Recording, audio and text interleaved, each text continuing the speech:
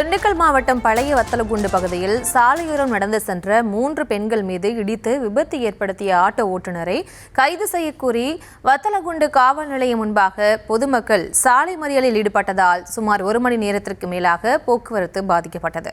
இது தொடர்பான விவரங்களோடு இணைகிறார் எமது செய்தியாளர் ஜோதிகுமார். ஜோதிகுமார், வணக்கம். இன்னும் நடந்தது முழு விவரம்.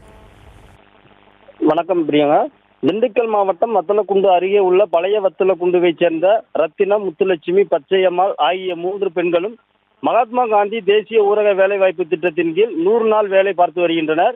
நேற்று மாலை வழக்கம் போல் 3 பெண்களும் 100 நாள் வேலையை முடித்துவிட்டு வத்தலகுண்டு தேனி சாலையில் பழைய வத்தலகுண்டு பிரிவு என்ற இடத்தில் சாலையின் ஓரமாக வீட்டுக்கு நடந்து சென்று கொண்டிருந்த போது பின்னால் வந்த ஆட்டோ இந்த 3 பெண்கள் மீதும் எதிர்பாராத விதமாக பலமாக மோதியது. இந்த விபத்தில் படுகாயமடைந்த ரத்தினம் என்ற பெண் சம்பவ இடத்திலேயே உயிரிழந்தார். இவருடன் வந்த மற்ற 2 பெண்களும் மீட்கப்பட்டு வத்தலகுண்டு மருத்துவமனையில் சிகிச்சைக்காக அனுமதிக்கப்பட்டனர். இதனை அடுத்து விபத்து நடைபெற்ற இடத்திற்கு வந்த வத்தலகுண்டு போலீசார் விபத்து குறித்து விசாரணை நடத்தினர். விபத்து ஏற்படுத்திய ஆட்டோ டிரைவர் தலைமறைவாகிய நிலையில் போலீசார் தேடி வந்தனர்.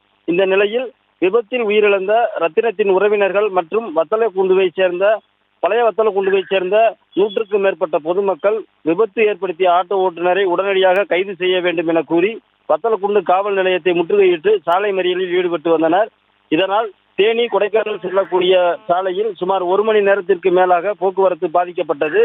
இது குறித்து வத்தலகுண்டு போலீசார் பொதுமக்களிடம் தற்போது பேச்சுவார்த்தை நடத்தி வருகின்றனர். பிரியங்கா, விவரங்களுக்கு நன்றி ஜோதிகுமார்.